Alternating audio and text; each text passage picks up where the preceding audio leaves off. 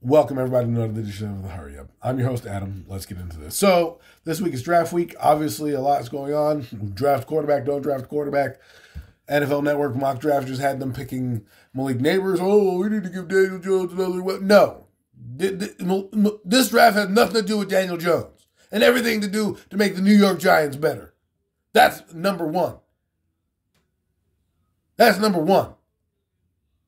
Number two, I believe they should be taking a quarterback by hook or by crook.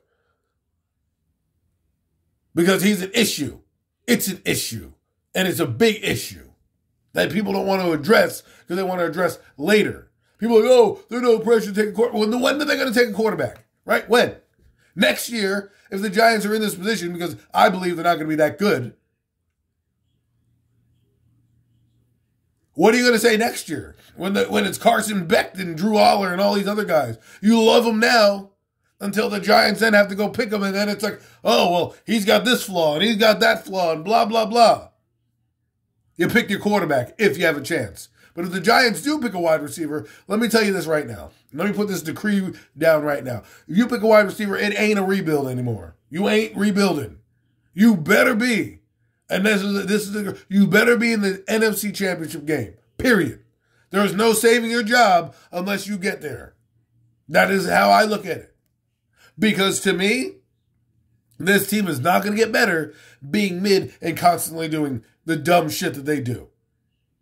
You can get a receiver whenever you want. Brandon Ayuk is on the market. T. Higgins can be had. Chris Godwin can be had next year as well. But we want to go get a receiver right now. For who? For a quarterback that we don't even know if is going to be on the team next year? That sounds smart to me. That sounds real smart. But if you want to get a receiver, and the Giants do fuck it up and go receiver, nothing less than the NFC Championship game. That's it. I'm putting that on there because that means you're running it back with Daniel Jones, who everybody keeps telling me, well, the 2002 season, they went to the playoffs. He was shitty, but okay. We'll keep that narrative because the Giants are a stupid fucking run organization. But if you want to keep that narrative and you want to use 2022 and wash out 2023 as if it didn't exist, fine. Then I'm skipping 2023 and I'm giving you 2024 and I'm giving you this. You get Malik Neighbors, that motherfucker better have 1,400 yards, 10 touchdowns, and better be Rookie of the Year. Anything less than that is a wash to me. Anything less than, because that's what he's supposed to be. If you get Malik Neighbors, Odunze, or Harrison Jr., they better be Rookie of the Year, and they better have at least 1,300 to 1,400 yards. They better be Odell Beckham Jr. that shit. Oh, and by the way, Odell didn't help us win many games, though. Just to let you know. Just saying. So, when that happens, if that happens, because I think they should pick a quarterback. I don't care about this, the fucking stupid things I hear about, oh, the assets, fuck off and all. Fuck all that noise. Teams give up assets all the time. The Rams gave up assets for their quarterback. Guess what? They're in the playoffs. They got Puka Nacua. They went to the Super Bowl. What are we talking about? So you're either going to give up assets now or you're going to give up assets later for a guy who's washed. Do you want to pay Dak Prescott $50 million? Have people in the Giants fan base hate Dak Prescott. Now you're going to tell me that he's going to be an option for you? Or even Jared Goff? What are we talking about here? Oh, let's sign we'll sign Jacoby Brissett to be a bridge quarterback. Great. This organization is in disarray, and we're worried about 6 picks now. You have the best quarterback class you've seen in a long time, and we're going to wait till next year's quarterback class, which probably will be deeper in terms of quarterbacks going in the rounds, but may not be deeper in first-round quarterbacks. And our GM just said there's no point in picking a quarterback after the fucking first round. So what's the fucking point? So if we're in this situation next year, what the fuck are we going to do? To give a receiver who already is complaining about didn't get the ball from Jaden Daniels, and now you're going to give him Daniel Jones, and he's not going to get the ball then? What is he going to do? All I have to say is that all the receiver lover people who want a receiver or are banking on the Giants getting a receiver, you better hope this team gets the NFC Championship game because there's no guarantee, in my eyes, I don't give a fuck what John Mara says or any of that bullshit because he's done it to many different coaches. Steve Tisch might come in and say, you know what? You're not here. Especially with Vrabel being there. And Ben Johnson, I don't even want to hear about Belichick, but you got two of the strong candidates right there who can come into this team and change this team up. So Brian Daboll, you get your receiver. You better hope Drew Lock or Daniel Jones play phenomenally, because guess what? 15 touchdowns ain't gonna cut it. 15 touchdowns by your quarterback ain't gonna cut it. Oh, and you know who had half those touchdowns in less games? Tommy DeVito. He had 8 touchdowns. I mean, what are we doing? But we want to run it back with mediocrity. This is what the problem with this fan base. This is the problem with this team. We don't do the right thing. We do the wrong thing because we think it's the right thing, and then we're stuck with another Odell Beckham Jr. and no trophies in the case. But a playoff win in 2000 against Minnesota, oh, give me a break.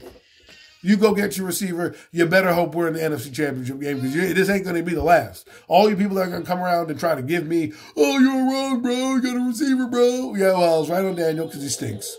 And I'll be right on this when this guy underachieves with his quarterback. And you guys are going to be sitting here saying, well, you know, we got 950 yards and 3 touchdowns. And that's okay. You know, well, it's all right. You know, the line was developing. He's developing. New system. We're going to hear all the excuses in the world, except for the one that matters, the quarterback. Look around the league.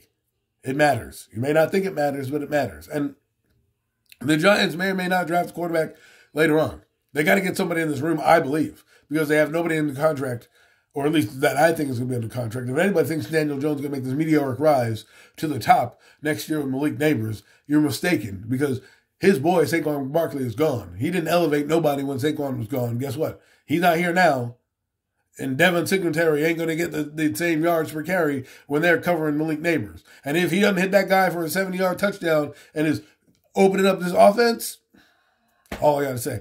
I'm just saying, man, I could be wrong about the quarterback. I feel they're going to go get one. I don't feel that the receiver is as dominant of a position. You can get one anywhere. And if Joe Schoen has logic, he'll do it. They don't need pressure to get one. They need to have pressure.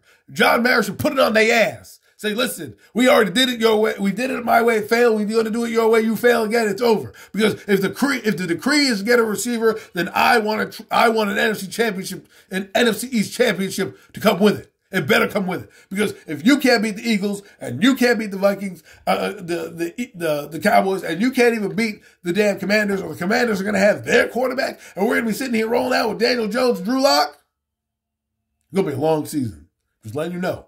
And I'm not adverse to having a long season play out with a quarterback in tow. I will, however, be upset if I'm wasting a season to watch a guy run around and score maybe 5 touchdowns and go over 1,000 yards barely and be like, oh, yeah. And then the same shit's going to come out. The vultures will circle again. We'll be in lockstep to pick a quarterback. Giants, you know, oh, why are we going to trade up? It's not the number 1 pick. It's not the number 1 overall.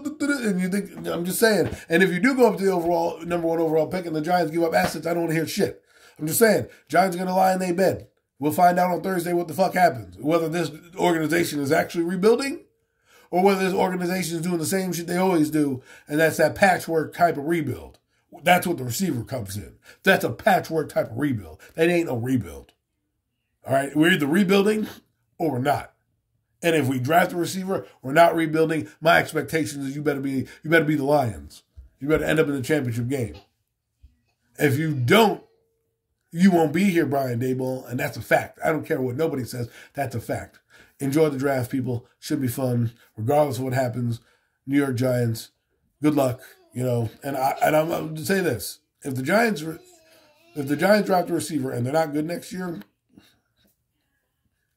not going to be as invested in this team because I'm tired of watching mediocrity. I watched Eli Manning have greatness for 15 years. Think about that. Oh, and by the way, all those assets everyone talks about, Giants gave up those assets to get Eli Manning. How'd that work out for them? Just food for thought. Have a good one.